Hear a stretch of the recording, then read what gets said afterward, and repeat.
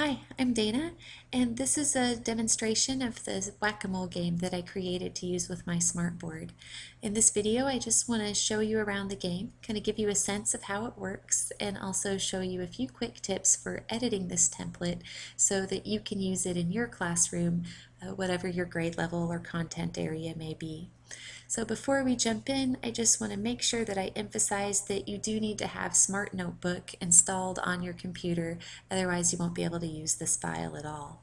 Okay, also I'd like to show you that on the third slide here, I've listed the instructions. It's really just a list of, it's just an explanation of how I use this game in my classroom. Obviously, feel free to do what works best in your classroom.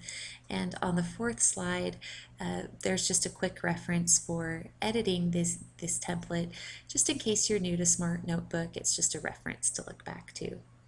Okay, so when you open the file, this is your first page. I like to go ahead and put this in full screen view.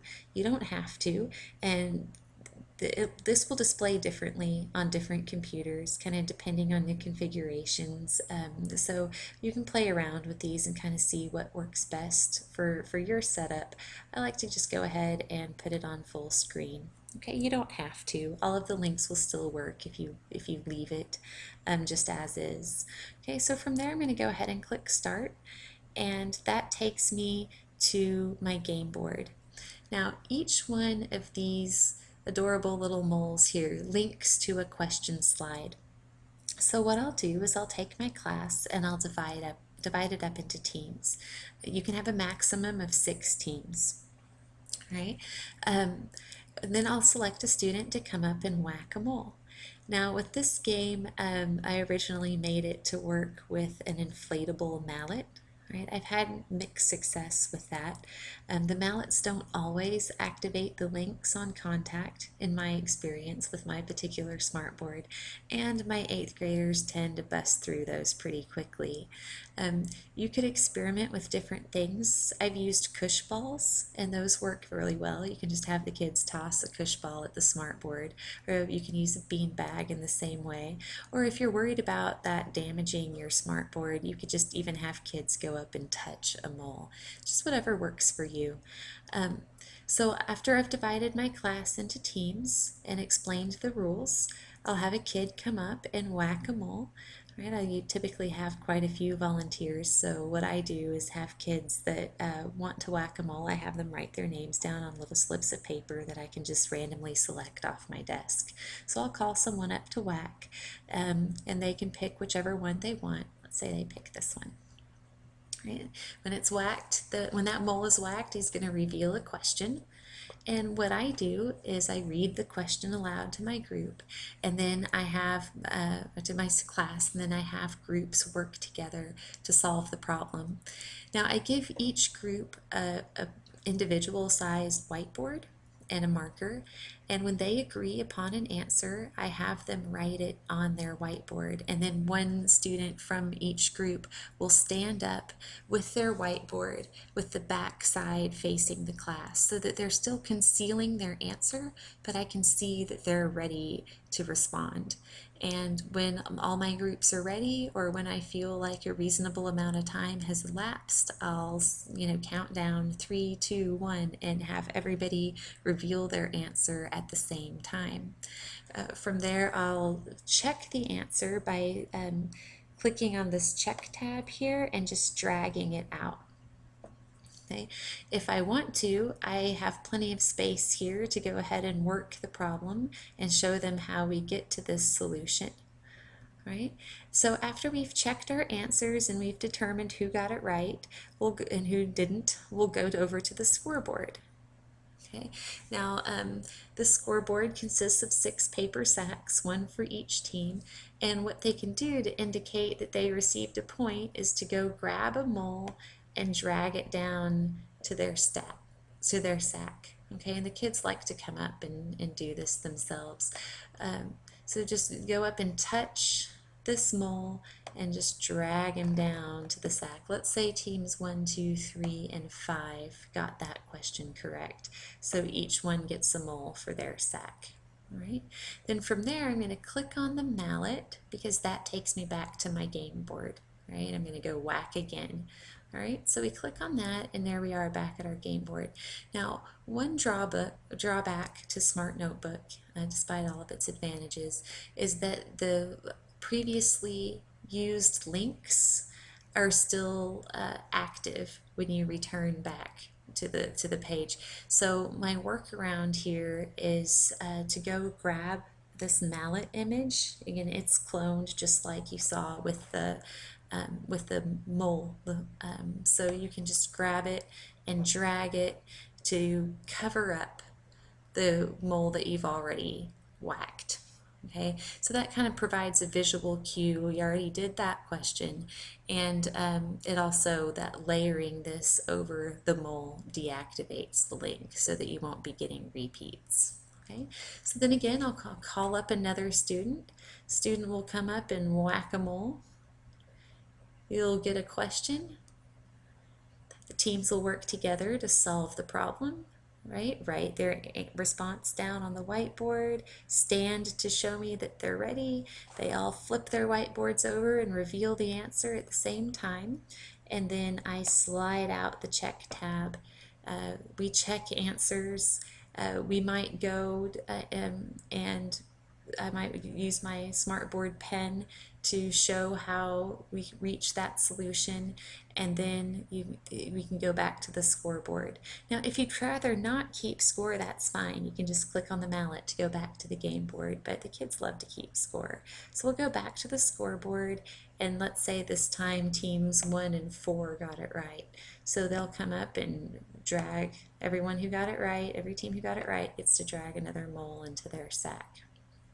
Right? And we can click here to go back to the game board, and again we do have to use the mallet to cover up the question that we just did. Now when I'm in class all the time I forget which question they picked, so you can just ask the kids, hey, which one did we do last, and they always know. Right? So let me show you a little bit about how you can customize this game. We'll start with the scoreboard.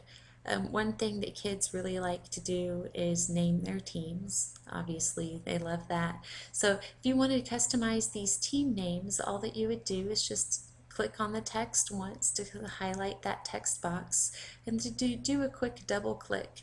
And just like you would in any other kind of word processing type of application, you can use backspace and delete to type whatever team name you want.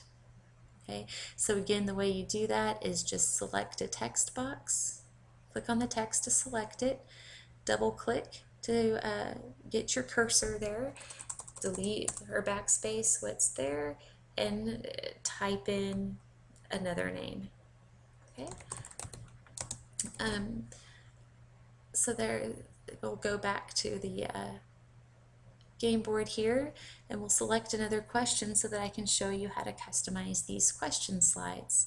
All right, so again, you can just highlight the question, or sorry, tap on the question to select the text box, double click within it, and go ahead and do any editing that you'd like in there.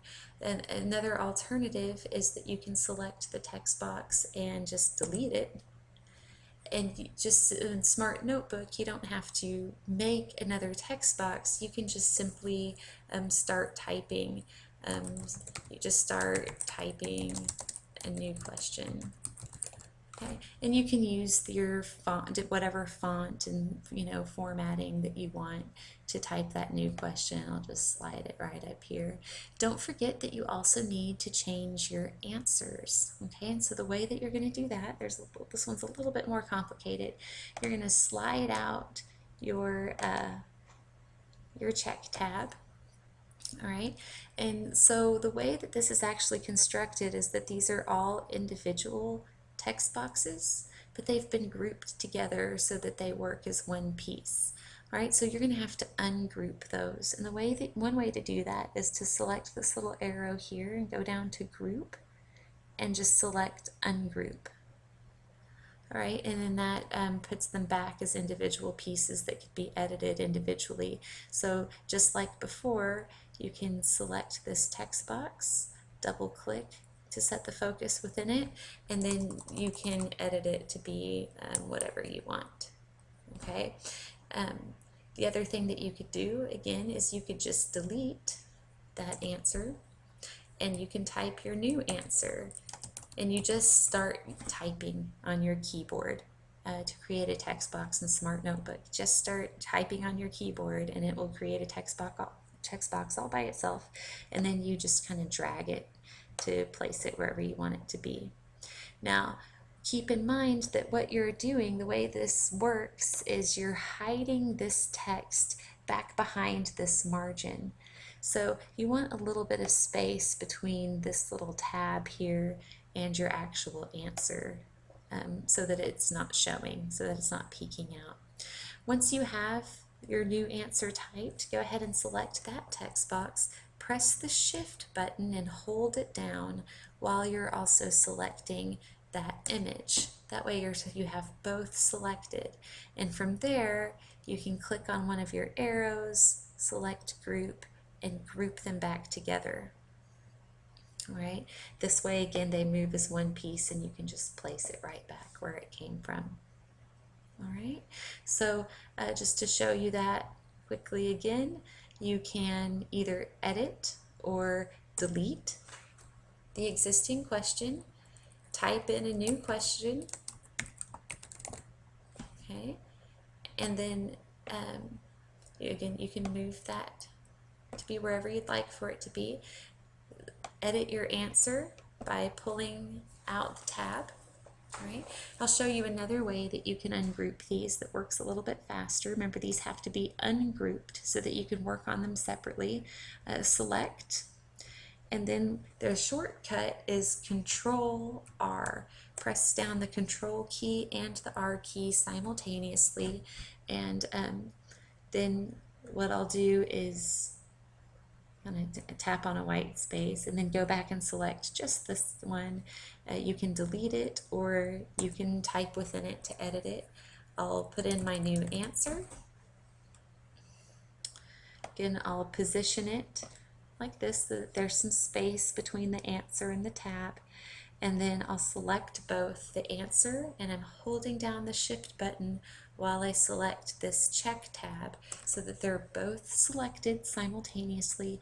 And if I want to group them back together, I could either do the arrow and select the group option and then pick group, or like it's showing you here, you can just use Control G. So while I have them both selected and I'm pressing Shift down to select both, I can press Control, and while I'm holding Control down, I press G, and that groups them together so that they move it as one piece, and I can go back and hide it. All right, so with those tools, you can edit these 10. You have 10 question slides, and you can make the questions and the answers whatever you would like for them to be. You can also rename your teams so that your each team has their own special team name. Right now, let's say that I want to reset this. Let's say you have another class coming in, you want to play again, you want to revert back to your original file. Well, what I do is I am going to go down and select the very last slide, which is my question 10. I'm holding down my Shift button now. It's still being held down as I scroll up, and I'm going to go and select the first question. That way it selects everything in between, so I have all of my slides selected, and I'm going to go to Edit, and I'm going to click Reset Page. And then I have to confirm that I want to reset these pages. Okay? And that's going to take this back to the way that it was the last time I saved this file. All right, and so everything is reset and ready again. To my scoreboard's been reset, it's fresh. My game board is has been reset, and I'm ready to play another time. Okay, so that's just a quick overview of the Smart Notebook Whack-A-Mole game. If you have any questions, feel free to shoot me an email. My email address is here on the copyright page. I hope that you and your students enjoy this resource and that you benefit from it. Thanks so much.